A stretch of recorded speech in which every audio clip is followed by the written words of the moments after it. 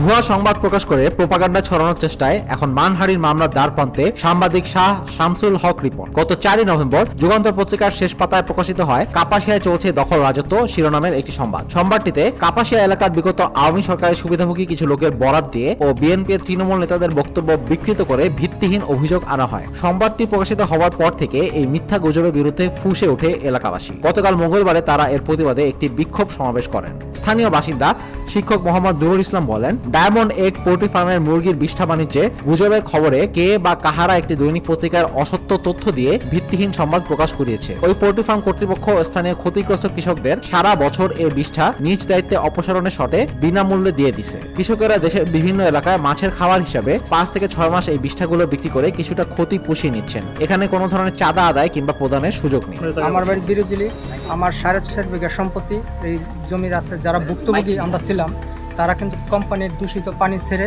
আমাদের জমিগুলি নষ্ট হয়ে যায়। তারা আমাদেরকে ক্ষতিপূরণ দেয় কোম্পানি। তারপরে 5 তারিখের পরে থেকে আমরা যারা ভুক্তভোগী হইলাম তাদেরকে সবাইকে ডাকিয়া আমাদেরকে এই ফিডগুলি আমাদেরকে দিয়ে দেয়। না, আমাদেরকে ফ্রি দিচ্ছে। যে আমরা ভুক্তভোগী যারা আছি তার এটা আমরা মানে নিয়ে এখান থেকে বিক্রি করে আমরা যা পাই এটা আমাদের একটু লাভবান হয় এবং যারা নেয় তাদের একটু লাভবান হয়। কিন্তু মূল বিষয়টা হচ্ছে স্যার, এই যে দলীয় যারা আছে, দলীয় কোনো এখানে কোনো লোক নেই। আমরা যারা কৃষক আছে, কৃষকদের সেটা আমরা এই মানে এখান থেকে নিয়ে আমরা খাচ্ছি। 10 টাকা হয়, 5 টাকা হয়, সেটা আমরা নিয়ে আমরা অন্য কেউ না। এই ছিল স্যার জানাবো। শাহরেজুল হান্নান এ ব্যাপারে কিছুই জানে না।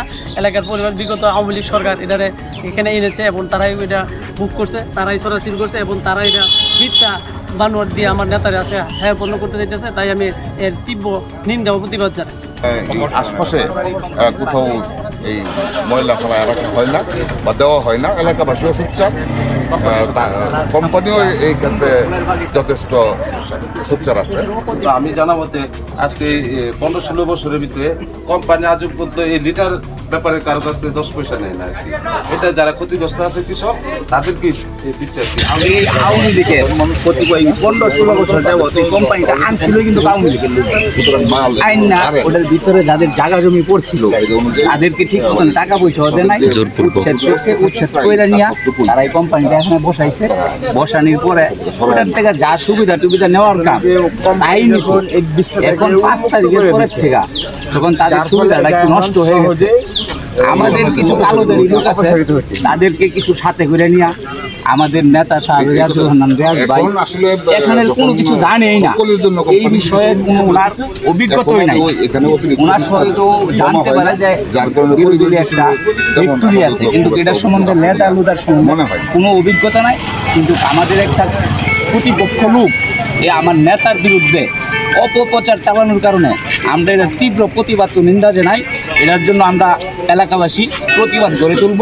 কেন আমাদের নেতার উপরে এই কাজটা করলো, আমরা এটার জন্য যা জি করার কাম আমরা তাই করবো। কোম্পানিটা হয়েছে 10 থেকে 15 বছর প্রায়। এখানে যে মুরগির বিষটা, যেটা যে পর্যটা, ওইটা আমাদের পাশের জমিতে মানে বর্ষাকালীন বা এর সময় যাওয়ার কারণে আগে কোম্পানির 11 জন লোকে এটা করতো আওয়ামী লীগের। তারা এখন যখন সরকার পতনের পর যখন তারা হয়ে গেছে, মানে পালায় গেছে, পালা যাওয়ার পরে কোম্পানির লোকজন আমাদেরকে ডাকছে যে যারা তোমরা ক্ষতিগ্রস্ত, তোমরা যদি এটা নিয়ে যদি তোমরা অপসারণ করতে পারো, বিনিময়ে যদি তোমরা যদি 1 টাকা বেনিফিট পাও, এটা আমাদেরকে 1 টাকা দিতে হবে না, আমরা তোমাদেরকে সহযোগিতা করবো আরো নেওয়ার জন্য।